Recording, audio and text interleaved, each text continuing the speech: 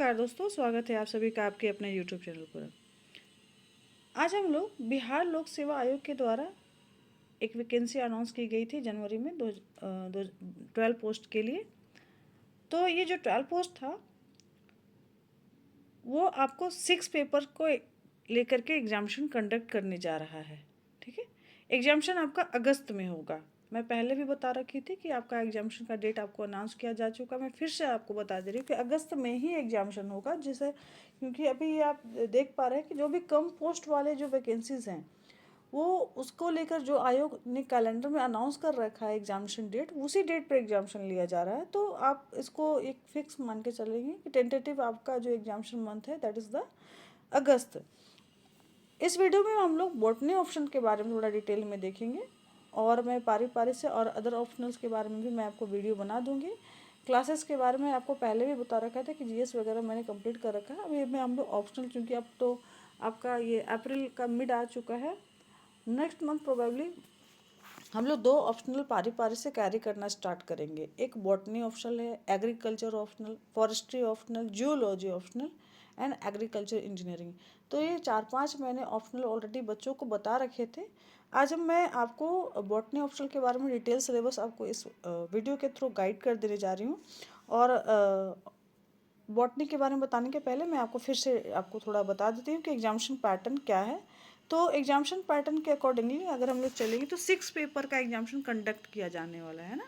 आपको Hindi, English, general study including current affairs और forestry and environment का सबसे पहले कंपलसरी पेपर के रूप में एग्जामिनेशन देना होगा।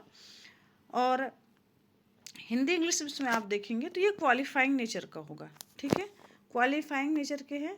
ठीक है, out of 50 you have to gain 20 marks. दोनों आपको क्वालिफाइंग नेचर का है।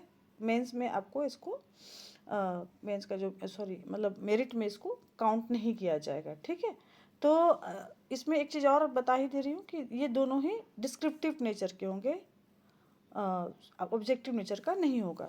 इसके अलावा 2 और आपका जो कंपलसरी पेपर है that is general study including current affairs and forestry and environment. ये दोनों पेपर आपको ऑब्जेक्टिव नेचर्स के होंगे। ठीक है, तो फर्स्ट के 2 papers Hindi English descriptive, GS and forestry and environment objective.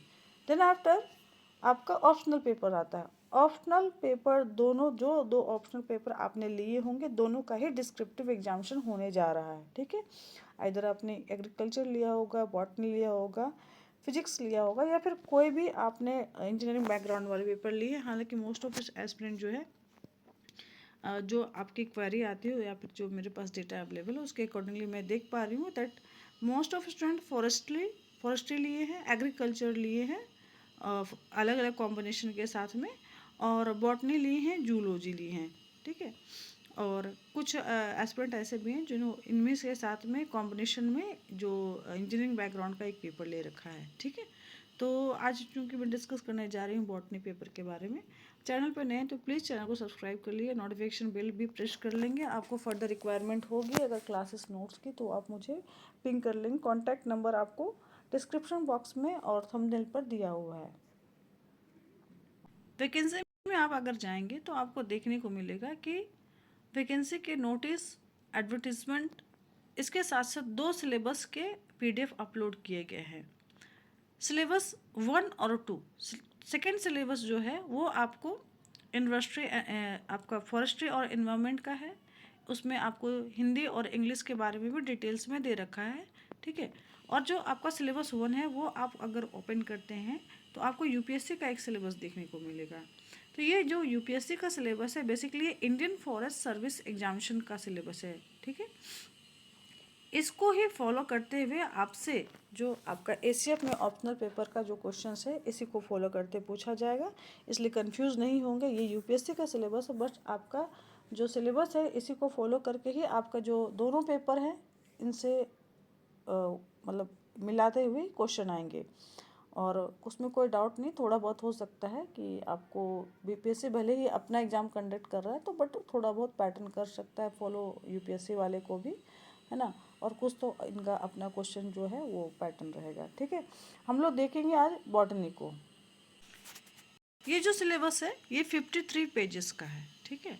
53 pages के सिलेबस में आप देख पाएंगे 26 पेज नंबर पे, पीडीएफ के 26 पेज नंबर पे आपको बॉटनी का सिलेबस है। मैं एक एक लाइन करके बिल्कुल नहीं पढ़ूंगी, मैं आपको बस एक गाइड कर दे रही हूँ कि इसमें आपको कौन से टॉपिक्स एंड सब टॉपिक्स कवर करने हैं। तो आप पहले तो ये देख लीजिएगा कि जो बॉटनी का सिलेबस है ये आपको 2 पेपर्स में डिवाइडेड, पेपर 1 एंड पेपर 2, ठीक है। 26 और 27 पेज नंबर पे, पीडीएफ के 27 पेज नंबर पे आपको इसका सिलेबस दे रखा है। पेपर 1 में आपको जो मेजर टॉपिक्स मैं आपको बता दे रही हूँ, सबसे पहले आपको microbiology and the plant pathology पर आपको सारे टॉपिक्स कवर करने हैं। इसमें जितने भी माइक्रोबायोलॉजी और जो प्लांट्स रिलेटेड जो भी पैथोलॉजी से संबंधित सारे टॉपिक्स आएंगे, चाहे वो आपका वायरस बैक्टीरिया हो गया या फिर मॉलिक्यूलर बेसिस जो इन्फेक्शन एंड डिजीजेस होते हैं, ये सारे टॉपिक आपको कवर करने होंगे। उसके बाद क्रिप्टोजेम्स है ना, इसमें एल्गी, फंगी और बाकी जितने भी टॉपिक्स होते हैं रिलेटेड आपको इंडियन कंटेक्स्ट में, वो आपको कवर करने हैं। फिर आप नेक्स्ट आप देखेंगे थर्ड जो टॉपिक है, आप देखेंगे जिम्नोस्पर्म और आपका एंजियोस्पर्म से है, ठीक है। तो जिम्नोस्पर्म्स और एंजियोस्पर्म्स में बहुत सारे सब टॉपिक्स आपको देखने को मिलेंगे, सारे टॉपिक्स को एक एक करके पढ़ना है। और देखिए डिटेल्स आपको नॉलेज रखना ही होगा, जस्ट बिकॉज ना ये आपको जो एग्जामिशन है और आपको डिस्क्रिप्टिव नेचर्स का होगा, ठीक है। तो फोर्थ टॉपिक आपको इसमें आ जाता है प्लांट यूटिलिटी एंड एक्सप्लॉयटेशन। इसमें कुछ एक टॉपिक्स हैं जो थोड़ा बहुत आपको पीछे वाले टॉपिक से भी आपको मिलता जुलता होगा, बाकी आप देखेंगे food folder, fibres, species, beverage, drugs, narcotics, इनसे जुड़ करके बहुत सारे टॉपिक्स आ जाते हैं, टिम्बर, गम्स, रेजिन्स, डाइस, है ना। इसके बाद आपको मॉर्फोजेनेसिस से भी जुड़ करके आपको टॉपिक आता है, हालांकि इसमें कम टॉपिक्स हैं, ठीक है, और कुछ आसान टॉपिक्स आपको देखने को मिलेंगे इसमें। पेपर 2 जो है आपको cell biology, genetics, molecular biology and evolution, then after plant breeding, biotechnology, biostatistics, फिर फिजियोलॉजी, बायोकेमिस्ट्री, एंड लास्ट में जो सबसे आसान टॉपिक आपको देखने को मिलेगा that is the ecology and plant geography.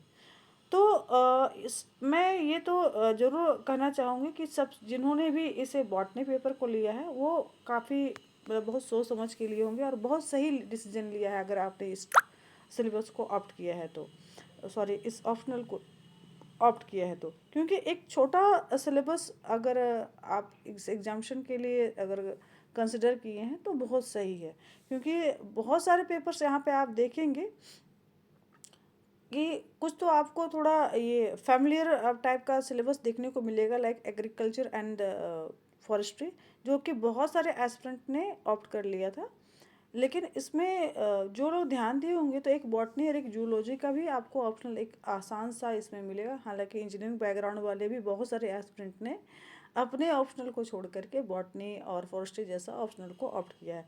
मैं अगर क्लासेस के बारे में बात करूं तो क्लासेस हम लोग जल्दी से कंडक्ट कर देंगे, हालांकि कुछ जीएस पेपर वाले क्लासेस ऑलरेडी कंडक्ट किए जा चुके हैं, बट थोड़ा सा हम लोग जो ऑप्शनल वाले एस्पिरेंट हैं जिनकी रिक्वायरमेंट है कि पहले ऑप्शनल कराना, तो उनको हम लोग कंसिडर करते हुए जल्द से जल्द आपका बॉटनी, फॉरेस्ट्री, एग्रीकल्चर, ये 3 पेपर का बैक टू बैक कोशिश करेंगे, या फिर हो सके तो कुछ ऑप्शनल ऐसे होगा कि आपको सेम डे में कंसिडर करके हम लोग स्टार्ट करेंगे। वैसे एस्पिरेंट जिनको बॉटनी ऑप्शनल कैरी करना है या फिर फॉरेस्ट्री कैरी करना है या फिर आपको जियोलॉजी या फिर एग्रीकल्चर इंजीनियरिंग, ठीक है, तो वो लोग मुझे कांटेक्ट कर सकते हैं, डिस्क्रिप्शन में और साथ साथ थंबनेल पे कांटेक्ट नंबर दिया हुआ है। जो आपका जो क्लास होगा वो डिटेल नोट के साथ में, आप डिटेल नोट्स में भी आपको प्रोवाइड कर दिया जाएगा। साथ साथ हम लोग कोशिश करेंगे कि आपको अधिक से अधिक क्वेश्चंस को अटेम्प्ट करवा दें, क्योंकि आपको क्वेश्चन का प्रैक्टिस होना ये मोस्ट इम्पॉर्टेंट हो जाएगा।